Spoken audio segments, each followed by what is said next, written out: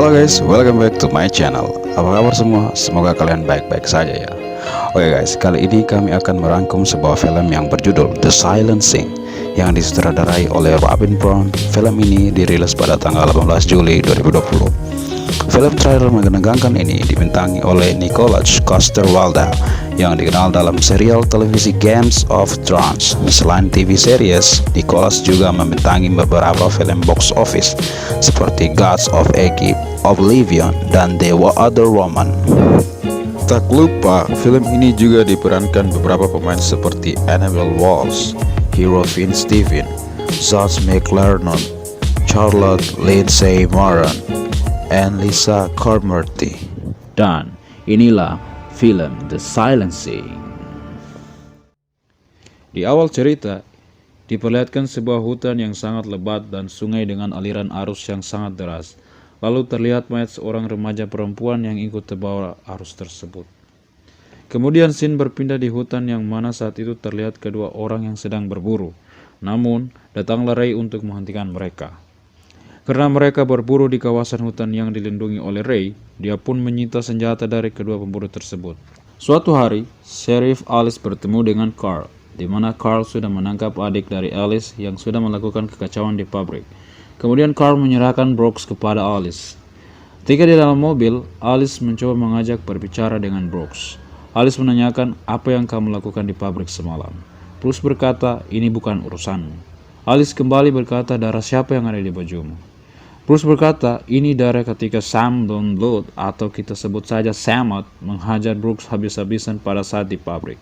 Karena Brooks mempunyai kebiasaan selalu mencetak-cetak tangan, membuat Alice tidak nyaman akan hal itu, hingga Alice menyuruh Brooks untuk menghentikannya.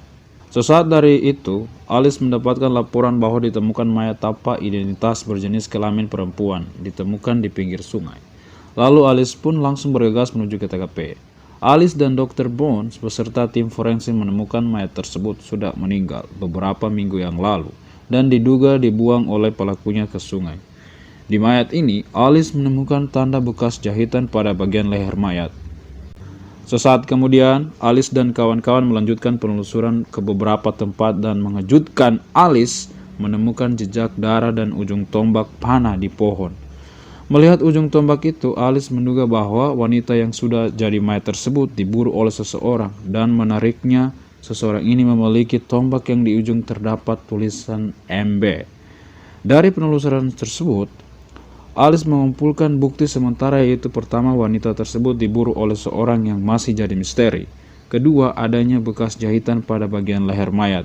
Dan yang ketiga, pelaku ini menggunakan panah dan tombak. Kemudian scene berpindah di mana Ray terbangun dari tidurnya. Lalu saat itu juga ia melihat TV bahwa diberitakan ada seseorang wanita tanpa identitas telah ditemukan di tepi sungai oleh Alice beserta kawan-kawan.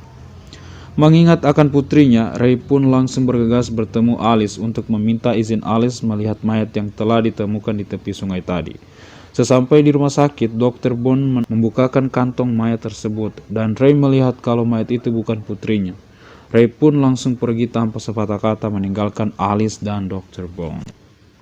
Singkat cerita, Ray telah berada di rumahnya. Kemudian Ray kedatangan mantan istrinya yang membawa akte kematian dari putri mereka, agar putrinya segera dibuatkan pemakaman resmi kalau putrinya sudah meninggal dunia. Tapi Ray hanya merusak kertas itu dan membuangnya ke tong sampah hingga mantan istrinya pasrah dan meninggalkan Ray. Karena Ray berpikir putrinya sudah 5 tahun menghilang dan tidak ada kemungkinan bahwa putrinya masih hidup, Ray pun mengambil kembali kertas tadi dan ingin menandatanganinya. Namun tiba-tiba anjingnya menggonggong karena melihat seseorang aneh yang tertangkap di kamera Ray. Ray pun melihatnya, namun tiba-tiba orang tersebut menyadari kamera Ray dan langsung merusaknya.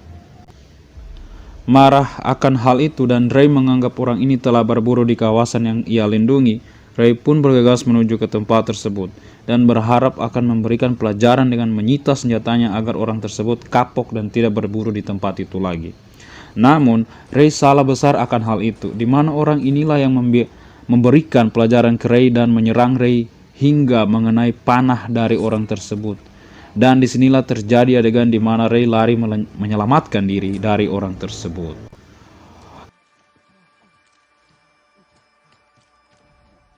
Karena Ray dibayar mahal menjadi pemeran utama di film ini, Ray pun berhasil dari psikopat tadi. Namun ketika itu juga Ray melihat ada sebuah kendaraan yang kemungkinan itu adalah kendaraan dari psikopat tadi. Ray pun segera membuat bekas penanda di kendaraan tersebut dengan coretan X di bagian belakang dekat lampu sei dari kendaraan tersebut. Lalu Ray pergi dari tempat itu.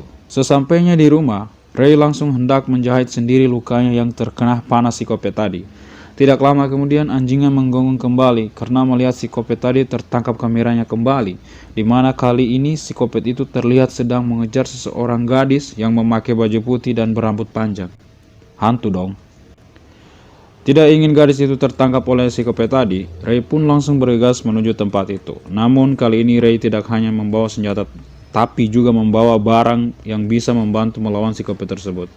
Di sini kembali terjadi adegan di mana Ray melawan psikopat itu dan berusaha menyelamatkan gadis yang menjadi incaran psikopat tersebut.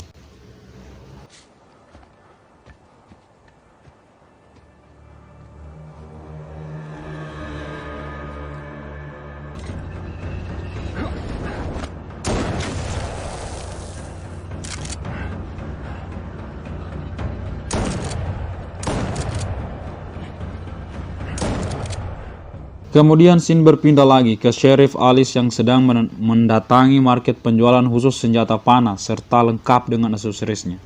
Di sini Alice bertemu dengan Jim, seorang pemilik toko tersebut dan ahli di dunia perpanahan hingga panah di zaman lampau ia mengetahui seluk-beluknya. Karena Alice mengetahui kemampuan dari Jim, Alice mencoba memberikan ujung tombak yang ia temukan di sungai dan bertanya perihal tentang senjata apa yang digunakan pelaku memburu korban. Dan Jim berkata, weapon delivery system. It's called an atlatl. Developed over 30,000 years ago. People still use these for hunting? Maybe some real diehards, but it ain't legal. Well-made atlatl can do. Alice menanyakan di mana bisa membeli senjata itu. Jim berkata sayangnya senjata itu tidak diperjualbelikan di tempat seperti BNS, Alfamidi, bahkan Walmart sekalipun. Namun ada seseorang sampai sekarang masih memakai senjata itu.